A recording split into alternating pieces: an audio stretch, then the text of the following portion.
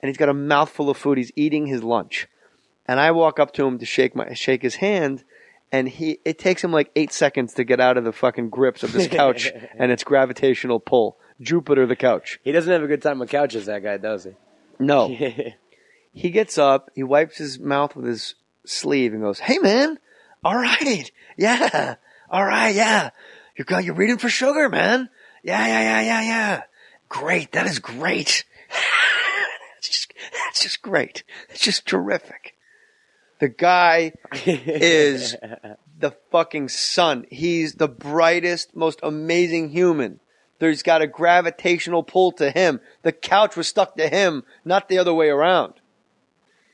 And I'm thinking to myself, there's no way I'm getting this part. I still got pro wrestler hair. I didn't think to cut my fucking hair before my audition and look proper. But what I did is I pulled it, yes, Wayne Sugar. From Wayne Foxworthy to Wayne Sugar in 3 weeks. I pulled my hair back into a ponytail, like slicked back. Like at least I look like a scumbag agent. Yeah. Like something from LA Story, like Steve Martin type agent or Bowfinger.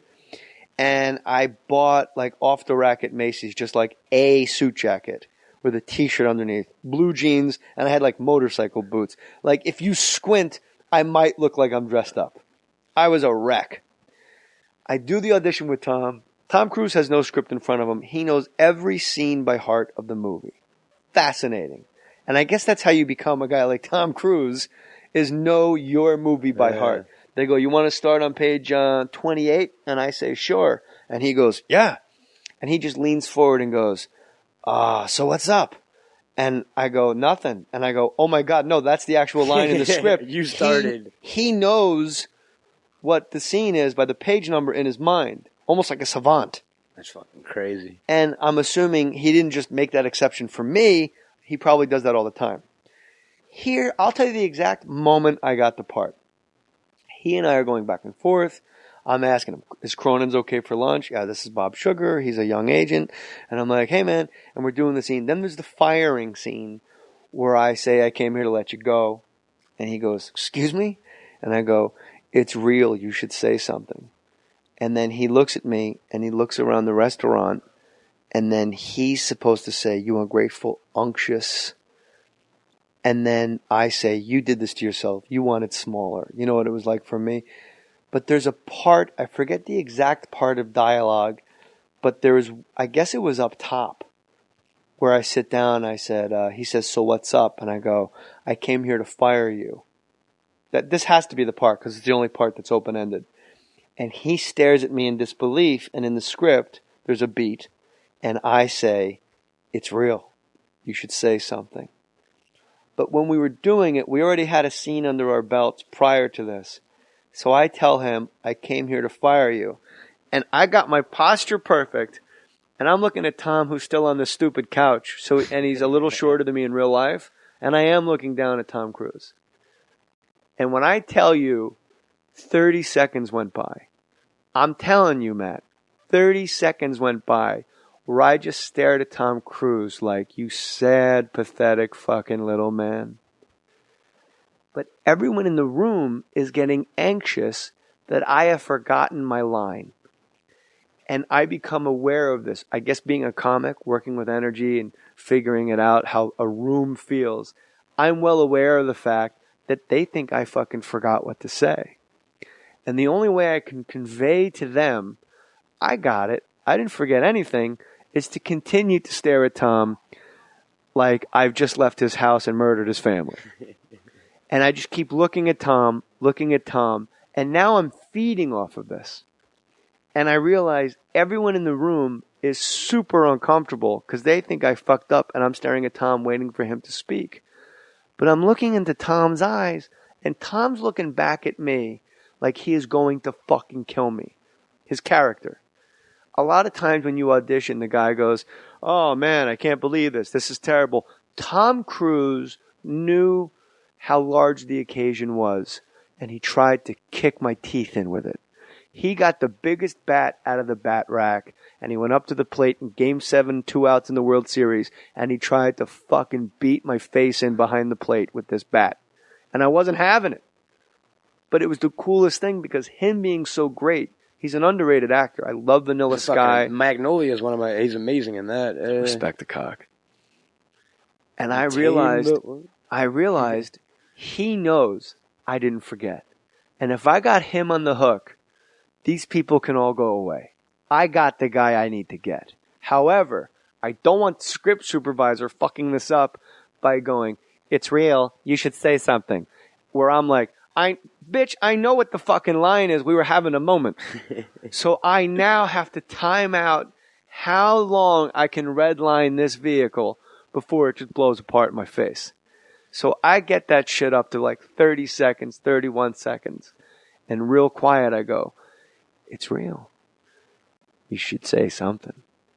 And I can feel everyone in the room go, oh my God, we thought he forgot his line. He fucking had us. Who is this guy? I can feel that. That's awesome. No one said a word. And I can see Jim Brooks over Tom Cruise's shoulder, and he's got a real toothy grin. And I see him smiling like, oh man, this is great. I love it. I just love it. We do each scene like 3 times. And we just keep doing it. And it's like if you go on the court to play tennis with Rafael Nadal and he's not lobbing them to you, he's playing like how he plays. Tom Cruise is playing how he plays. He is fucking smashing shit over the net at me. And I'm just going, I got it. You don't understand. I've been in my house in the fucking academy for 2 straight days. There's no way you're going to put a fucking ball. No, nice try. Got it. You're fired. You're fucking fired. You said you did this to yourself. And I remember I ad-libbed. You want to know what it was like for me? Knowing I was going to have to fire my idol? Can you get past yourself for a second? Jesus. That was ad-libbed. That wasn't in the script. I left there not knowing if I had the movie, but I knew no one went in there. No one's going to go in there and fucking smash volleyballs over the net like I just did. So I felt good about it. Like I hit the ball as far as it'll go.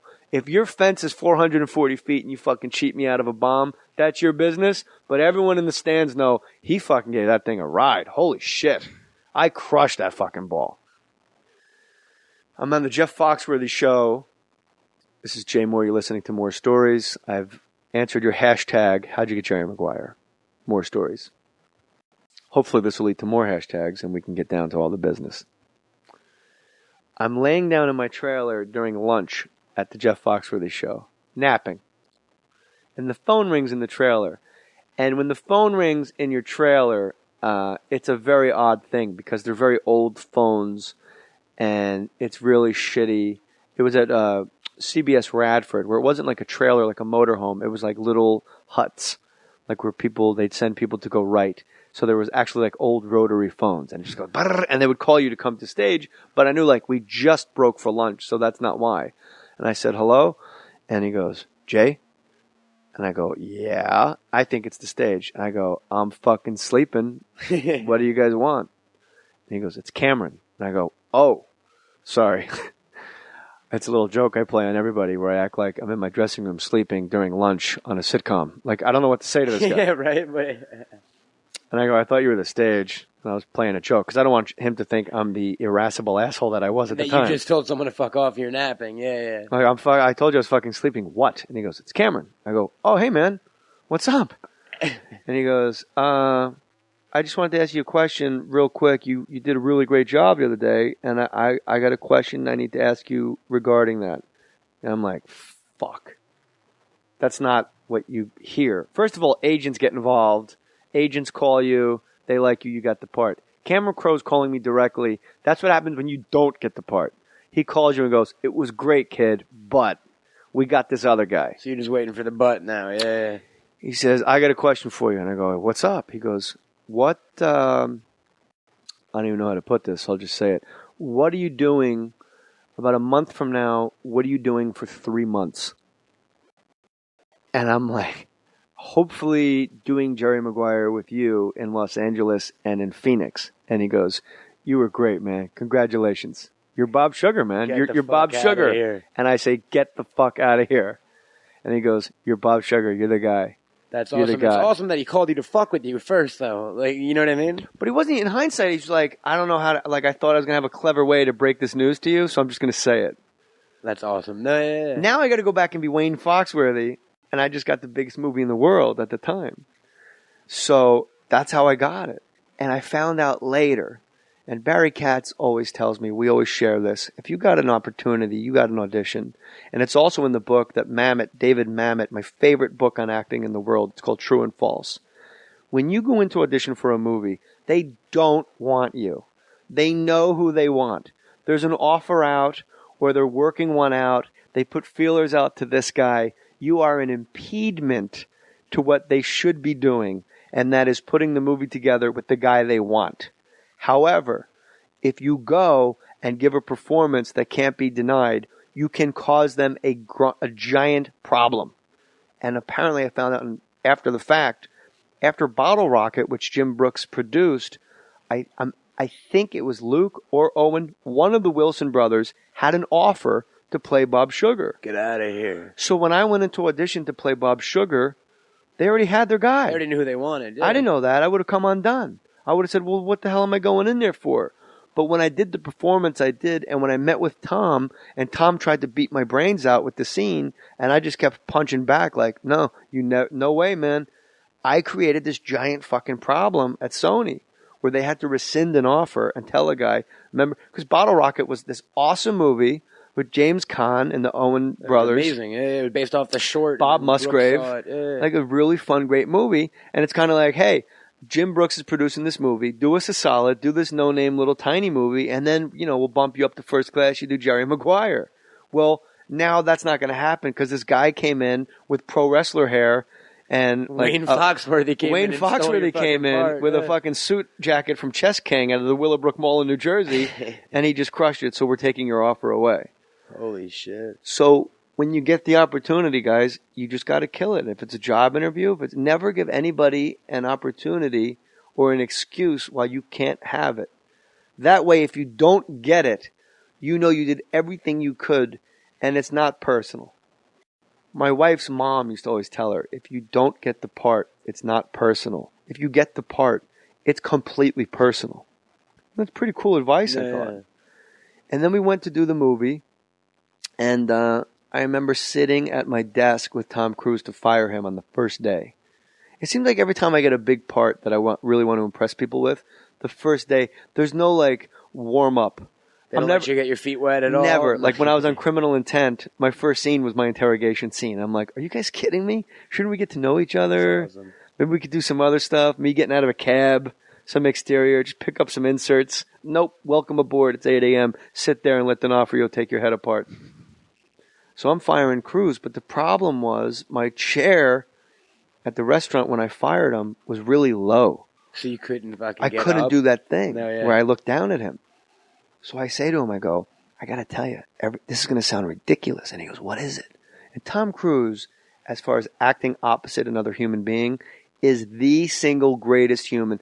Clooney is probably right up there, but Cruise, as far as knowing the semantics of everything, the dialogue, how it goes, and I'll run you through how he'll do a scene too later if you remind me. But I said to him, I rehearsed in a tall chair. And I feel really silly. I feel almost like a child. And they're like, okay, we're rolling. And he's like, hold on, Cameron, Jay, we got to get a taller chair for Jay. He can't sit. He totally took it for me.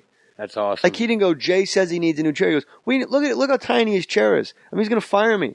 I mean, he should be in a taller chair. Like he should be looking down at me. Don't you think, Cameron? Can we just get Jay a taller chair? So they switch out chairs. The chairs are all the same because we're at like an Applebee's someplace. And so what they do is they get like a quarter apple box and they put my chair on top of it. So now I'm looking down at Tom and that's the chair I'm on for the scene. And we do like 2-3 takes and he leans over to me and goes, don't ever underestimate how important little shit like that is. Don't you ever underestimate it. If it gets you to where you need to be, do it. Don't ever And now we're rolling. Now it's his close-up where I'm firing him. Apparently, I'm too far from the camera. When you do a close-up, one guy's on camera, obviously, and it's a close-up of his face and maybe the top of his shoulders. And the other guy has to stand or sit with his head up against the matte box of the camera so it looks like you're almost looking into the camera. I don't know anything about movies. I'm just sitting in my chair willy-nilly, and I'm like 8 inches from the camera, maybe a foot from the camera box. we're in the middle of this intense scene. Like, this guy's going to, there's no secret he's going to get nominated for an Oscar in this movie.